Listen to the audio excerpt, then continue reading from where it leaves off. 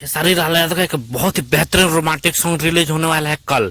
हाँ तो नमस्कार दोस्तों, आप देख रहे हैं प्रेम राय चैनल। चैनल पर नया है तो चैनल को लाइक करें, सब्सक्राइब करें, वीडियो को खूब शेयर करें ताकि भोजपुरी का हर एक फैन के पास पहुंचे। बता दें कि खेसारी लाल यादव का बहुत ही बेहतरीन मूवी रिश्ते का सॉन्ग रिलीज होने वाला है, जिस सॉन्ग का नाम है दिल के भीतर या। और बता दें कि ये कल सुबह 6:30 बजे रिलीज होगा, यानी 28 तारीख को सुबह 6:30 बजे रिलीज होगा। हाँ तो तैयार हो जाओ दोस्तों इस सॉन्ग को सुनने के लिए, क्योंकि बता दें कि ये बहुत बेहतरीन सॉन्ग होने वाला है, क्योंकि इस सॉन्ग को गाया खेसारी लाल यादव के साथ प्रियंका सिंह ने। और बता दो भाई, इसको म्यूजिक दिया है हमारे पवन सिंह के बहुत ही पसंदीदा म्यूजिक डायरेक्टर बस छोटे बाबा। बता दें कि उनका म्यूजिक हमेशा पवन सिंह के लिए होता है, लेकिन वो खेसारी लाल यादव के लिए भी म्यूजिक दे रहे हैं और बहुत ही बेहतरीन म्यूजिक देते हैं भाई।